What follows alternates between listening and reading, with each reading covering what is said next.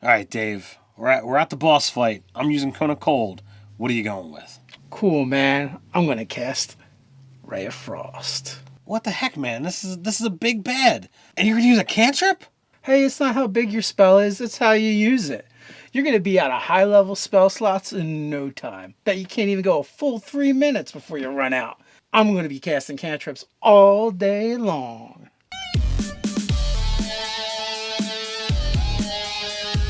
Welcome to Nerdarchy. For nerds by nerds, I'm Nerdarchy Dave, and today I'm hanging out with Nerdarchy Ted. And today we're going to do an Adventures League legal character build for 5th edition Dungeons & Dragons, the Cantrip Master. Hey, you want practical content you can drop right into your games? If the answer is yes, then don't forget to hit that subscribe button and attune to that notification bell so you don't miss a single video. All right, so we're going to do an Adventures League legal character build, the Cantrip Master. What is that supposed to mean? All right, when I think of this person, this character, I feel like this is like someone that has dropped out of every magic school they ever gone to. I guess in my teens and early 20s, I went to a bunch of different martial arts schools. So I always joked like I had all these yellow belts. And I kind of feel like this is the kind of person, we're talking about. They start learning and, for whatever reason, life gets busy, it gets hard, they're a quitter. I don't know. They're just like, I'm kind of done with this, but they've acquired whatever knowledge they've acquired. So before you know it, they just start racking up cantrip after cantrip. What do you do with them all? All right. Now the cantrip is one of those things that kind of breaks away from the rest of the mechanics that 5th edition Dungeons and Dragons really does, and that's as it scales off of character level, not class level, which none of the other things in the game do.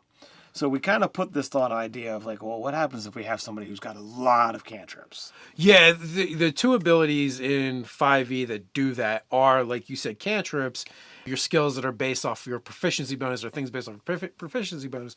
But specific abilities in the game, rarely do they go outside of that. It's usually contained to that character level. In this case, it creates some interesting opportunities that we would like to exploit. All right, so I'm going to throw this out there. Absolutely, you could say, I'm going to take a level in cleric, a level in druid, a level in sorcerer, a level in wizard, a level in bard, a level in warlock, and you're 6 levels and you've got a crap ton of cantrips.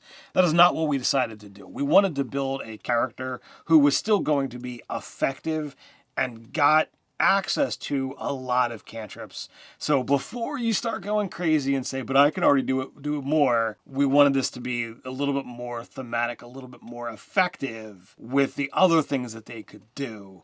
And not just be like, all right, I've got all the cantrips. And also, too, looking at it from the idea that the cantrip master, it wasn't just enough to get a lot of cantrips. Kind of like you said, we want it to be thematic, like you said. But we also wanted utility, right? So in 2 different ways. One, like when we're looking at our attack cantrips, we want to be using attack rolls. We want to be targeting different saving throws. And then we just straight up wanted utility cantrips as well. So we constantly have a lot of options to do stuff. You want guidance. You want mending. You want mage hand. These are kind of things. Spare the dying. These are always going to be useful. They're always going to be helpful. So to miss out on those would sting. But we wanted to build a primarily arcane character so that, we weren't taking cleric, we weren't taking druid specifically because, we wanted just to get those cantrips. It's a wasted level. Before we jump into our character build, as always, you can find the link to the character build as well as the character build guide in the description. We have the D&D Beyond character sheet that is so easy to pull it up. It made it so easy to make this character. We want to thank D&D Beyond for sponsoring this video.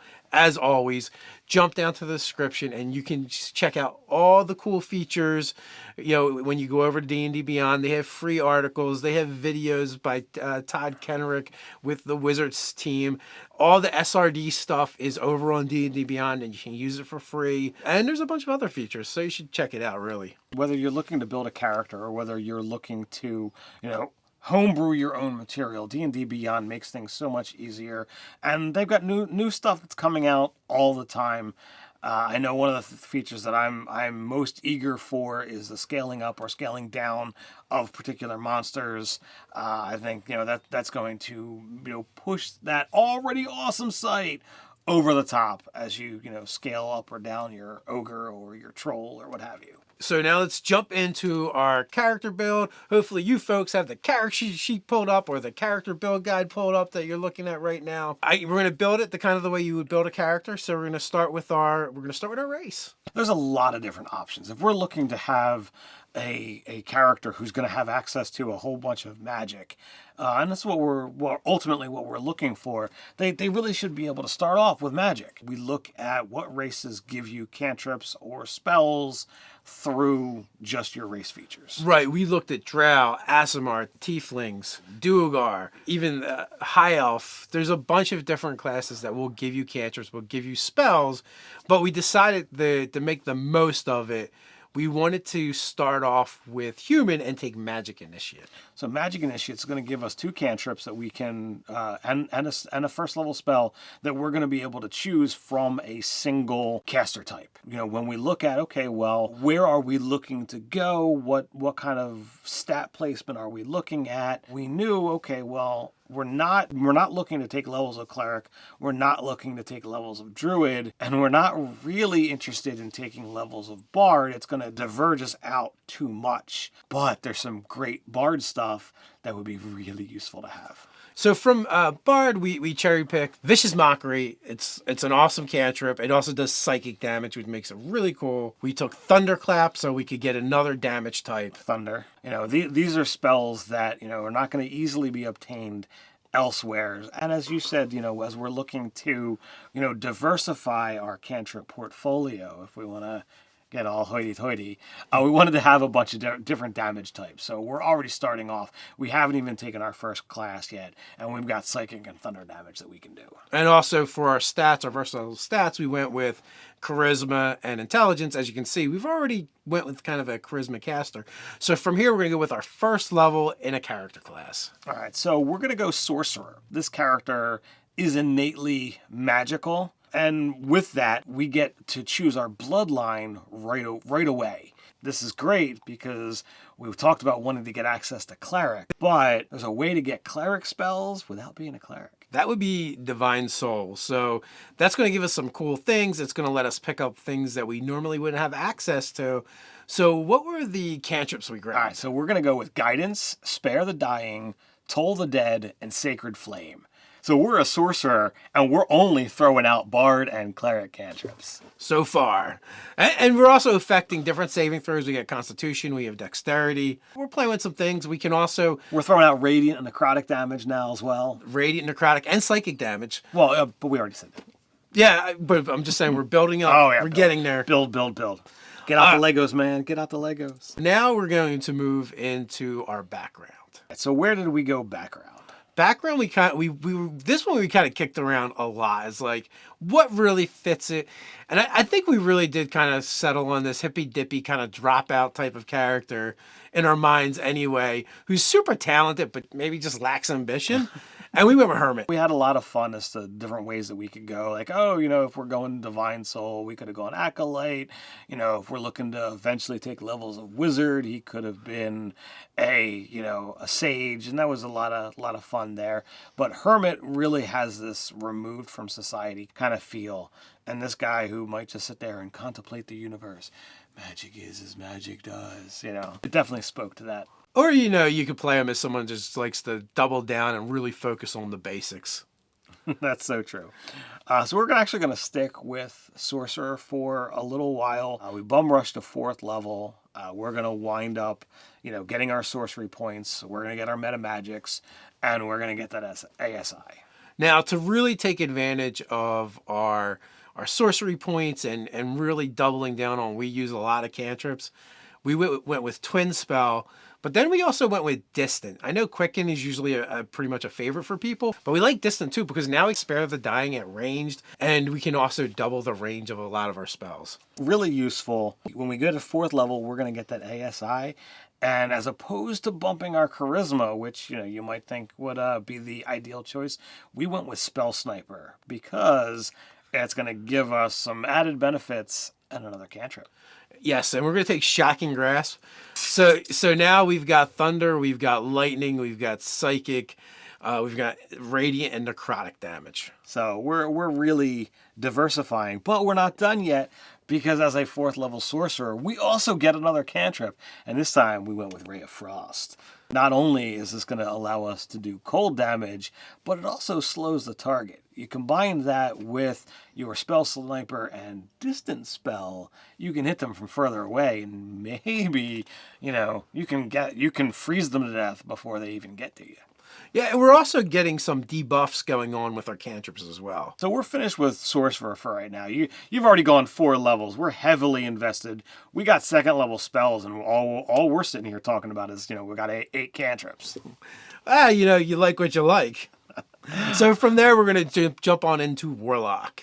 All right, so perhaps, there is some entity who has realized that there is some potential here, and, has kind of reached out and decided to offer you up some power, and you're like, so I get power, I don't have to do any more work? Works for me. The ultimate slacker.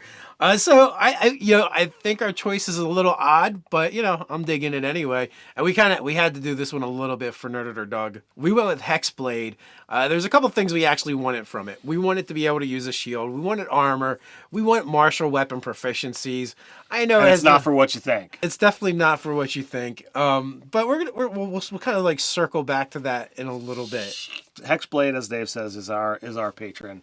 And then we're actually going to stick with Warlock for 4 levels as well. This is going to allow us to, build out some things and allow us to get to that 2nd ASI without us really, being affected by us multi-classing, because, well, we're sticking in the 4 level chunks. Now we should circle back to 1st level Warlock, because we picked up a couple more cantrips. That is true. So what do we get? We got Eldritch Blast. We're now doing force damage. We also took Green Flame Blade. Now, this is what Doug was talking about. Right. So normally with Green Flame Blade, you can only use it on an opponent within 5 foot of you. But we have Spell Sniper. And the prereq for getting double your range for Spell Sniper is it must be a spell that you make an attack roll with. Green Flame Blade falls into that category. We can now whip people out to 10 feet with our Green Flame Blade. I don't know why it was important to us, but it was. We got a whole big, bolded note on here, Green Flame Blade plus Spell Sniper plus Whip. So moving on from that, at 2nd level, we start getting Invocation. The invocations that we, really thought were important, was, we wanted access to more magic. Apart from all of the free cantrips that we're doing, there's a number of great things in Warlock that it's like, oh, you can cast this spell, for free all the time. So Mask of Many Faces is amazing. I've played a character with a Hat of Disguise, and it was one of my favorite items, of the entire weekend.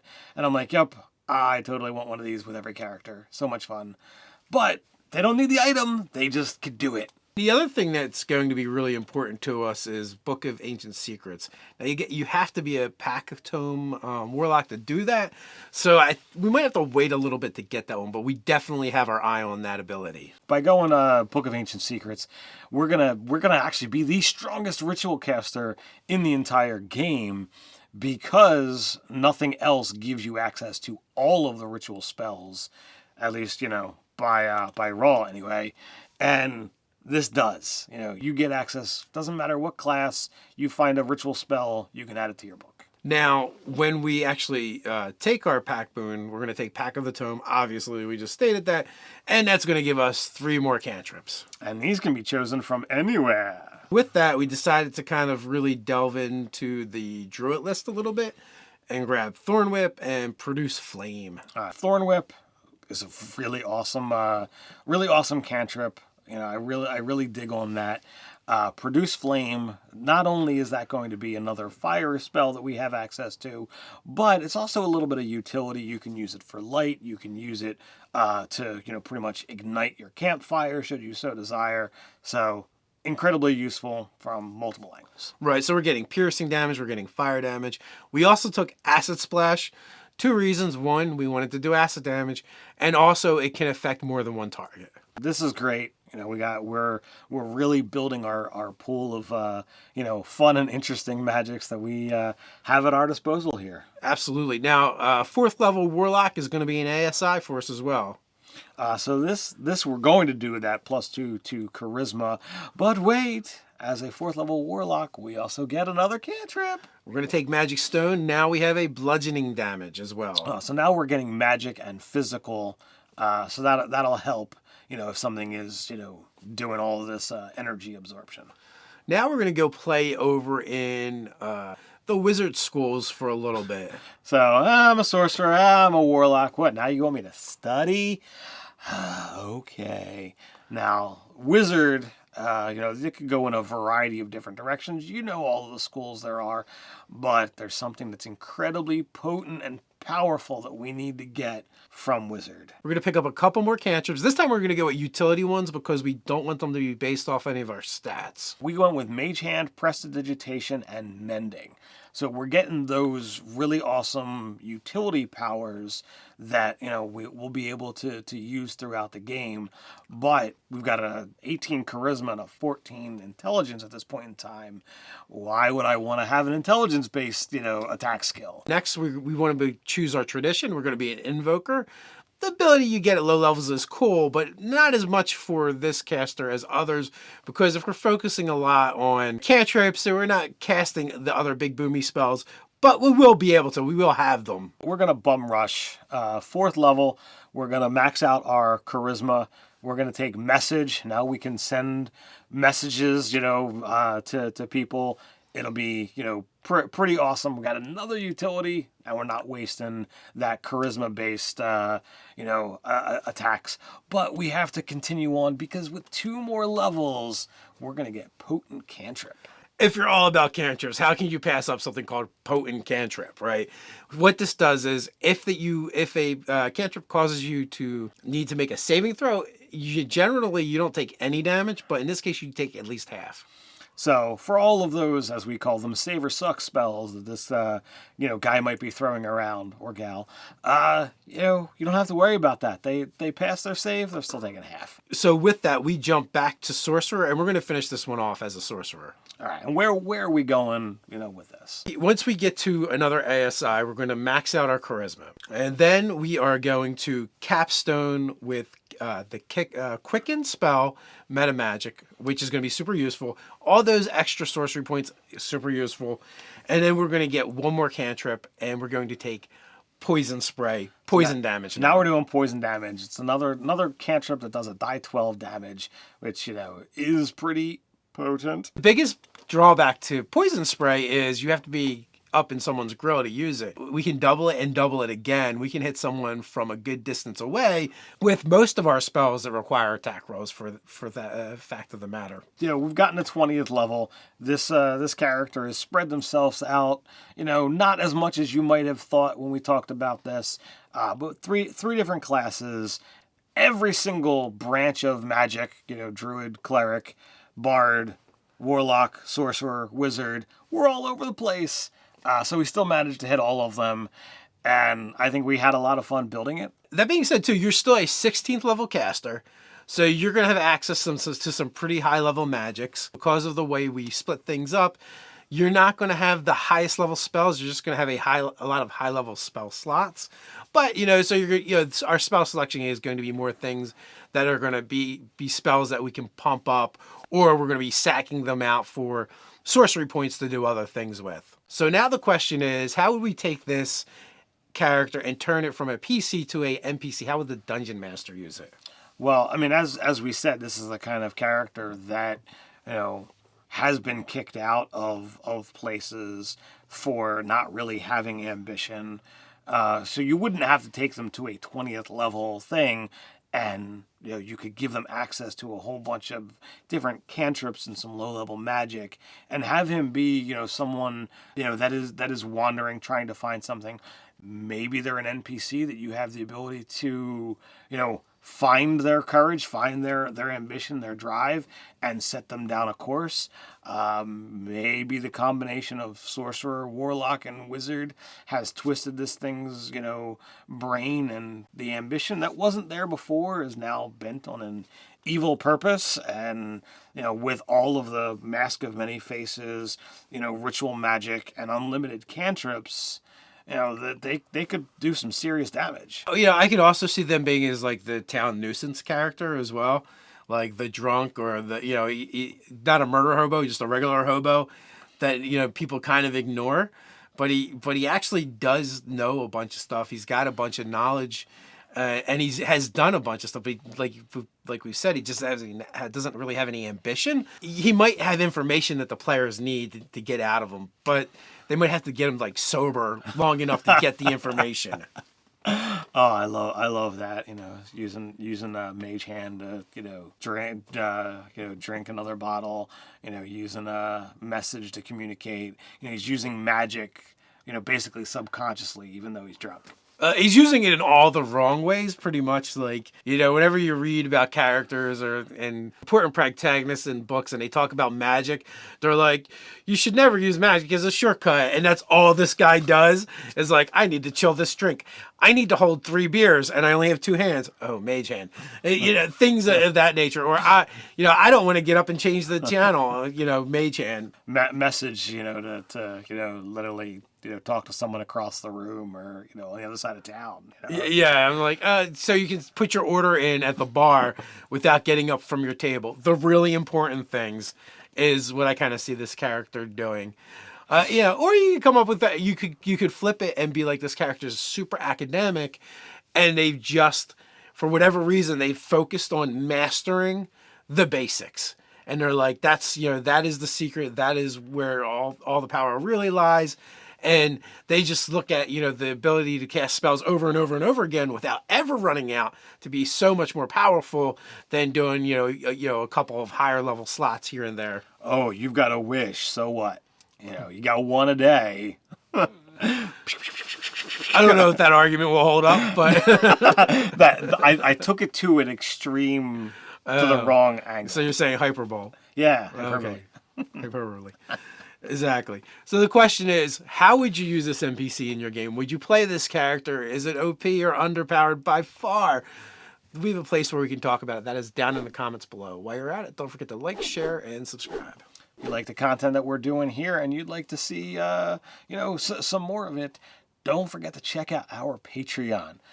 Some of the topics that we talk about are getting turned into products. We have prize giveaways. We have live Patreon hangouts. We have a separate Discord channel. You can go find out all the awesome things that we're doing over Patreon down in the link below. Remember to check out that character sheet from D&D Beyond, our sponsors for this video, as well as their website, and the character build guide down in the description below. So until next time, stay nerdy.